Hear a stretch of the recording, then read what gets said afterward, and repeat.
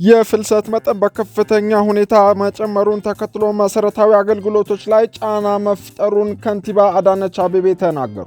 ግብጽ የውሃ ደህንነቴንና መብቴን ለማስጠበቅ የትኛውንም እርምጃ እወስዳለሁ አለች። ፕሬዝዳንቱ የውሃ ጉዳይ የግጭት መንስኤ መሆን የለበትም ሲሉም ተደምጠዋል። ሰላም ጤና ይስጥልን ውድ የኢትዮጵያ ሪፖርተር ዩቲዩብ ቻናል ተከታታዮች፣ ወቅታዊና ትኩስ መረጃዎች በፍጥነት እንዲደርሷችሁ የኢትዮጵያ ሪፖርተር ዩቲዩብ ቻናል ቤተሰብ በመሆን ላይክ፣ ሰብስክራይብ እና ሼር እንድታደርጉ እያስታወስን ኢሊያስ ፕሌይ የሰዓቱን አበይት ዜናዎች አስደምጣችኋለሁ። መልካም ቆይታ።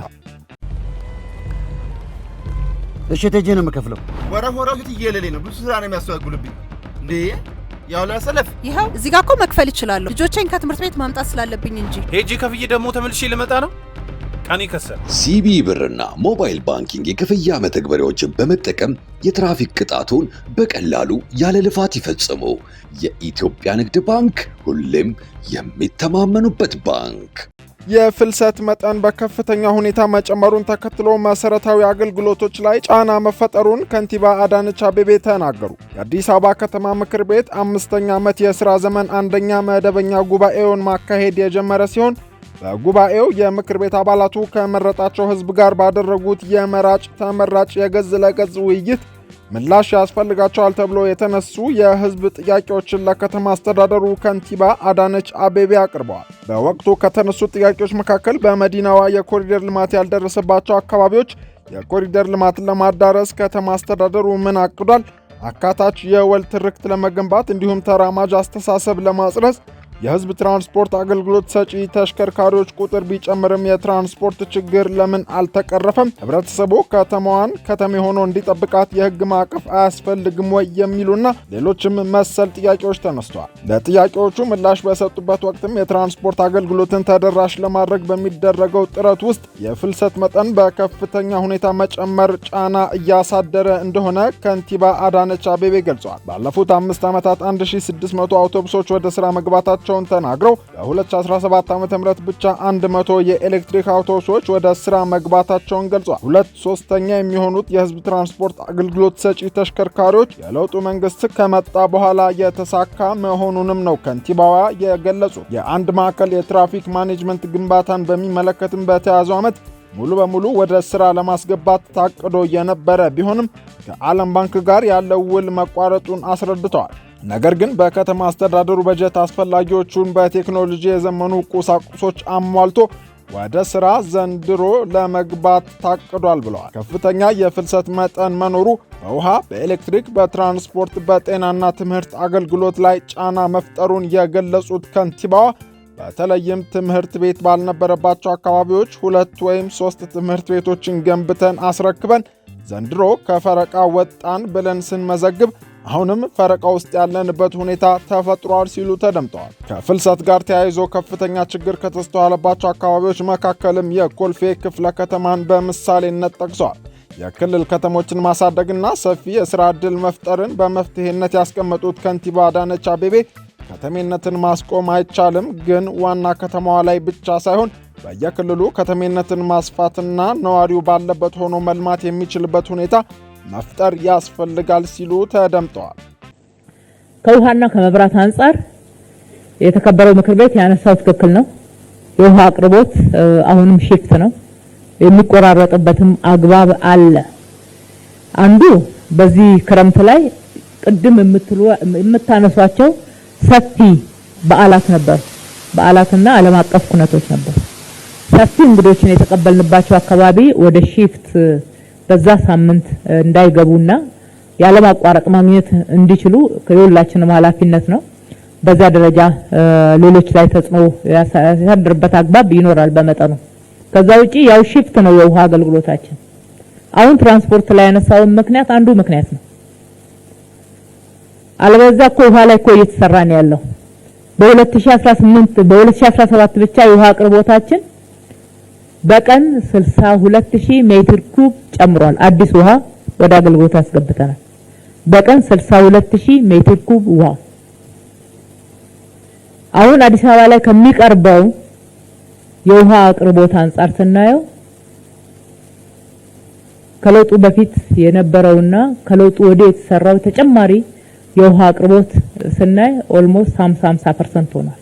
ከአዲስ አበባ ምስረታ ጊዜ ወስደን ስናይ ይሄንን በጥናትም መረጃዎችም ስላሉ በሚገባ ሪፈር ማድረግ የሚቻል ነው። ስራዎች በጣም እየተሰሩ ናቸው። ነገር ግን አቅርቦታችንን ተደራሽ ከማድረግ አንፃር ጫናዎች አሉ።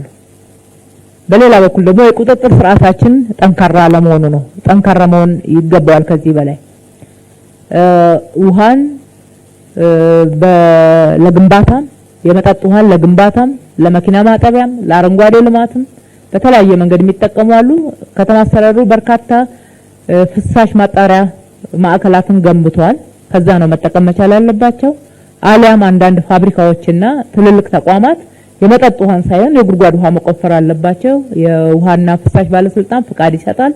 በዛ አግባብ መጠቀም አለባቸው። ይህንን መተግበር ላይ ያሉ ክፍተቶች አሉ። የውሃ አጠቃቀም ብክነት ተጨማሪው ጫና ነው ማለት ነው። እንግዲህ በዚህ አመትም ተጨማሪ የውሃ ፕሮጀክቶች እየሰራን ያለ ነው። ልክ እንደ 2017 ከ60 ሜትር ኩብ በላይ በዚህ አመትም አዳዲስ የውሃ አቅርቦትን በቀን እንጨምራለን። የውሃ አቅርቦትን በሚመለከትም በቀን 62000 ሜትር ኪዩብ ውሃ መጨመሩንና አዳዲስ ፕሮጀክቶችም እንዳሉ የገለጹ ሲሆን የመጠጥ ውሃን ለአረንጓዴ ልማት ለመኪና አጠባና ግንባታ መጠቀም ቀርቶ የከርሰ ምድር ውሃ ላይ ትኩረት እንዲደረግ እየተሰራ ነው ብለዋል። ከጭቋላና ገርቢ በቀን ወደ 173000 ሜትር ኪዩብ መጨመር የሚችል ፕሮጀክት ወደ ስራ እንደሚገባ በመጠቆምም ገንዘብ የማፈላለግ ስራ እየተሰራ እንደሆነም ገልጸዋል። በተያዘው ዓመት የቤት ግንባታና ውሃ አቅርቦት ችግርን መፍታት የከተማ አስተዳደሩ ዋነኛ ትኩረቶች መሆናቸውንም አክለዋል። ይህ በእንዲህ እንዳለ ምክር ቤቱ በዛሬው ውሎ አቶ ሀፍተ ገብረ እግዚአብሔርን የአዲስ አበባ ከተማ አስተዳደር የኮሚኒኬሽን ቢሮ ኃላፊ አድርጎ በሙሉ ድምፅ ሾሟል። አቢሲኒያ ባንክ ባለ 2 መኝታ አፓርትመንት እየሸለመ ነው። ይህን ከሰማው ጊዜ ጀምሮ ክፍያዎቼን ሁሉ በአቢሲኒያ ባንክ በማድረግ የዕጣ ቁጥሮች እየሰበሰብኩ ነው። በአቢሲኒያ መክፈል ሌላው አስደሳች ነገር ክፍያዎች ሳይዘገይ መፈጸማቸው ተገበያይን ገባ አልገባ ከሚሉ ዝግብ ያድናል። በየሳምንቱ ከ50 ሺህ ብር ጀምሮ ላፕቶፕ፣ ሳምሰንግ ሞባይል እንዲሁም የዓመት ያልተገደበ ኢንተርኔት ጥቅል የሚያስገኝ ዕድልም ይገኛል። እስከ መስከረም 27 በሚቆየው ዕድል ይህ ውብ መኖሪያ ቤት የእናንተ ይሁን። እናንተም ፍጠኑ። ባልታሰበ ሲሳይ ለመንበሽበሽ ምርጡ ጊዜ አሁን ነው። አቢሲኒያ የሁሉም ምርጫ። ግብጽ የውሃ ደህንነቴንና መብቴን ለማስጠበቅ የትኛውንም እርምጃ እወስዳለሁ አለች። ፕሬዝዳንቱ የውሃ ጉዳይ የግጭት መንስኤ መሆን የለበትም ሲሉ ተደምጠዋል። ከ50 ከሚበልጡ የተለያዩ ሀገራት የመንግስት ተወካዮችና ምሁራን እየተሳተፉበት ነው የተባለው ዓመታዊው የካይሮ የውሃ ሳምንት በግብጽ መካሄድ ሲጀምር በውሃ ዘርፍ በርካታ ጥናትና ምርምሮች እንዲሁም የቴክኖሎጂ ሐሳቦች የሚንሸራሸሩበት መድረክ ቢሆንም የግብጽ መንግስት በዚህ አጋጣሚም ቢሆን የህዳሴው ግድብ ላይ ተቃውሞ ማሰማት ቀጥሏል። የግብፁ ፕሬዝዳንት አብዱልፈታህ አልሲሲ በመድረኩ መክፈቻ ላይ በምስል ተቀርጾ በተሰራጨ ንግግራቸው የውሃ ጉዳይ ድንበር ተሻጋሪ ትብብርን የሚፈልጉ ወሳኝ ዓለም አቀፍ ጉዳይ መሆኑን አጽንኦት ሰጥተዋል። የኢትዮጵያን ታላቁ ህዳሴ ግድብ ስራን የሚቆጣጠር ህጋዊ አስገዳጅ ስምምነት መፈጠር አለበት ሲሉ በተጠናቀቀው ግድብ ላይ ማሳሰቢያ የሰጡት አልሲሲ ከ98 በመቶ በላይ የሚሆነው የግብጽ የውሃ አቅርቦት ከድንበር ተሻጋሪ ሀብት የሚገኝ እንደሆነና የነፍስ ወከፍ የውሃ አቅርቦት በዓመት 500 ኪዩቢክ ሜትር እንደሚደርስ ተናግረዋል። አያይዘውም ያልተቀናጁ የግድብ ውሃ ልቀቶች የሚያደርሱትን ጉዳት ከፍተኛ በመሆኑ በድርቅና በጎርፍ ጊዜ የውሃ ፍሰትን ለመቆጣጠር የጋራ ማዕቀፍ መደረግ አለበት ሲሉ ተደምጠዋል። እዚህ ጋር ፕሬዝዳንቱ በቀጥታ ባይጠቅሱትም በቅርቡ በሱዳን ያጋጠመው የጎርፍ አደጋ በሱዳን መንግስት ጭምር የአየር ንብረት ለውጥ ውጤትና ያስከተለው ነው ቢባልም የግብጽ ባለስልጣናት ጎርፉ በኢትዮጵያ ህዳሴ ግድብ ምክንያት የተከሰተ ነው እያሉ ደጋግመው መግለጻቸውን ተከትሎ የኢትዮጵያ የውሃና ኢነርጂ ሚኒስቴርም ለግብጽ ከግድቡ ጋር ለተያያዙ እርምጃዎች ምላሽ ሲሰጥ ይህንን ማውገዙ ይታወሳል። የግብፁ ፕሬዝዳንት ባደረጉት ንግግር የኢትዮጵያ መንግስት የሚከተለውን ኃላፊነት የጎደለው አካሄድ ግብጽ እጇን አጣጥፋ ቆማ የምትመለከተው አይደለም ብለው ሀገራቸው የውሃ ጥቅሟንና ደህንነቷን ለማስጠበቅ ሁሉንም አስፈላጊ እርምጃዎች እንደምትወስድ ተናግረዋል። የውሃ ደህንነት ጉዳይ ወደፊት እጅግ አሳሳቢ የሚሆን ነው ያሉት ፕሬዝዳንቱ በዓለም አቀፍ ትብብር ላይ እንዲሁም አስገዳጅ ለሆኑ ዓለም አቀፍ ሕጎች ተገዢ መሆን የግዴታ ነው ሲሉ ነው የተናገሩት። በዚህም ትብብር በማድረግ በልማት በፈጠራና በሳይንሳዊ ምርምር ላይ በጋራ መስራት ያስፈልጋል ያሉት ፕሬዝዳንቱ ይህ ካልሆነ ወደ ግጭት ሊያመራ እንደሚችል በማመልከት የድንበር ተሻጋሪ ውሃ ሀብቶች የግጭት መነሻ መሆን የለባቸውም በማለት ከካይሮ የውሃ ሳምንት መድረክ ተሳታፊዎች የመፍትሄ አቅጣጫ እንዲገኝ ምኞታቸውን ገልጸዋል። የኢትዮጵያ የውሃና ኢነርጂ ሚኒስቴር ከቀናት በፊት ባወጣው መግለጫ የግብፅ መንግስትና ተቋማት ታላቁ የኢትዮጵያ ህዳሴ ግድብና አባይ ወንዝን በሚመለከት በሚያወጧቸው መግለጫዎች ላይ ውሸት የተለመደ ሆኗል ሲል ወቅሶ ከህዳሴው ግድብ ግንባታ በፊት ያለውን የአባይ ወንዝ ፍሰት መረጃና አሁን ባለው ቁጥጥር የተደረገው የወንዙ ፍሰትን የተመለከቱ መረጃዎች ለንጽጽር ቢቀርቡ እውነታው የት ላይ እንዳለ በግልጽ ያሳያል ማለቱ ይታወሳል። የህዳሴው ግድብ መገንባት በአባይ ወንዝ ሳቢያ ይከሰት የነበረውን የጎርፍ መጠን መቀነሱን የገለጸው የሚኒስቴሩ መግለጫ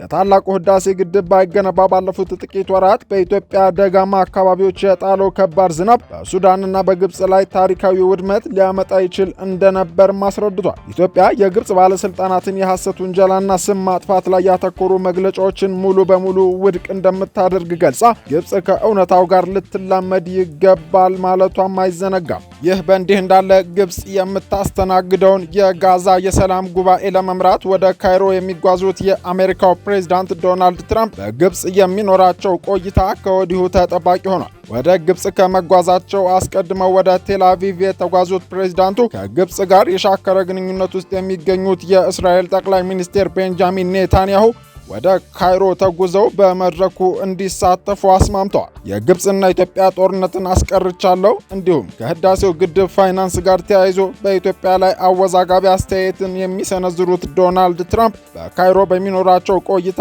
በጋዛና እስራኤል ጦርነት ማቆም ላይ ትኩረት ይደረጋል የተባለ ቢሆንም ቆይታቸው ከወዲሁ ተጠባቂ ሆኗል። የተወደዳችሁ የኢትዮጵያ ሪፖርተር ዩቲዩብ ቻናል ቤተሰቦች ለወቅታዊና ትኩስ መረጃዎች የዩቲዩብ ቻናላችንን ላይክ፣ ሰብስክራይብ እና ሼር እያደረጋችሁ ቤተሰብ እንድትሆኑ እናስታውሳለን። የሰዓቱ አበይት ጉዳዮቻችን ያደመጣችኋቸውን ይመስሉ ነበር። መልካም ጊዜ